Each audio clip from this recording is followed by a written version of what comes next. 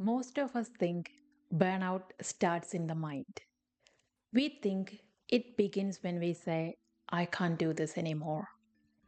But burnout rarely starts there. More often, it starts quietly in our body, in our energy. In small changes, we explain away our stress or tiredness.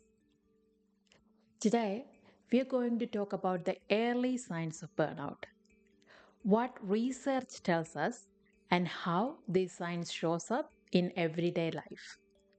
Not dramatic moments, just honest signals our system gives us long before we name it burnout. In the last video, we talked about what burnout actually is. I'll link that video in the description if you want to go deeper. For a quick recap, burnout is not just stress. It is not just being tired. Burnout develops from chronic, ongoing stress that isn't resolved. Research describes burnout through three core experiences: exhaustion, emotional distance or cynicism, and a reduced sense of effectiveness. The important part is that burnout is a process, not an event, which means the early signs matter. Before our mind fully understands what's happening, our nervous system has already adjusted. When stress becomes constant, our body shifts into survival mode. That shows up across our whole system: physically, mentally, emotionally, and in how we behave. Let's walk through what that actually looks like. The earliest signs of burnout are often physical. For example, fatigue that rest cannot fix. This is not the tiredness after a long day. This is waking up already exhausted. We sleep, we rest, we take time off, and the energy does not come back.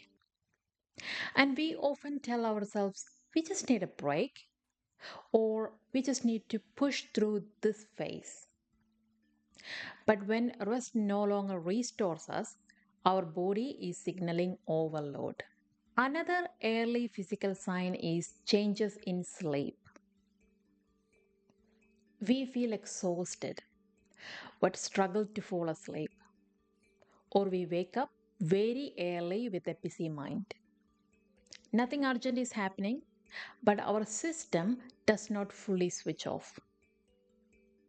And this is not a sleep problem, it is a stress response. And we may also notice more frequent headaches, tiredness, jaw tension, digestive issues, or catching colds more easily. These symptoms are often treated separately, but together they tell a bigger story. Burnout also affects how our brain functions. One common example is brain fog. We read the same thing multiple times, we forget simple things, we lose our train of thought, we might be just distracted or not concentrating properly, but chronic stress reduces cognitive capacity. And this is not a motivation issue, it is a load issue. Another sign is decision fatigue. Decisions that used to feel simple, like what to cook, what to reply to, or what to start now, feel heavy, and everything feels harder than it should be because our brain is conserving energy. Burnout also shows up emotionally, and this is where it often feels personal. We may notice irritability and a lower tolerance for noise, interruptions, and small demands. We react more sharply than we mean to, then feel guilty afterwards. We think this is not who we are. This is not a character flaw. It is emotional exhaustion. Another early emotional sign is loss of meaning or emotional numbness. Things we once cared about feel flat. We still show up and do the tasks, but the emotional connection is missing, and it is not sadness or anger, just a quiet detachment. This is one of the core early signs of burnout. Burnout also shows up in our behavior.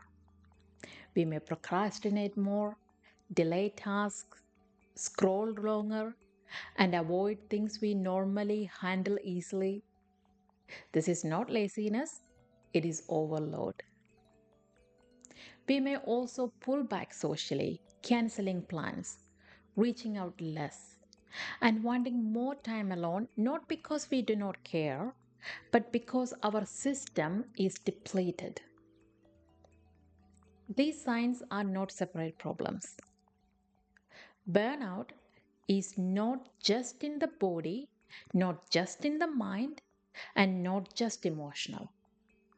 It is a whole system response to prolonged stress. If any part of this video felt familiar, it does not mean something is wrong with us, but means our body and mind are communicating. I am Nimmy. If this video helped you in any way, please like and subscribe and share it with anyone you think may benefit from it. On this channel, we have compassionate, evidence based conversations about burnout recovery and well being. I will see you in the next video.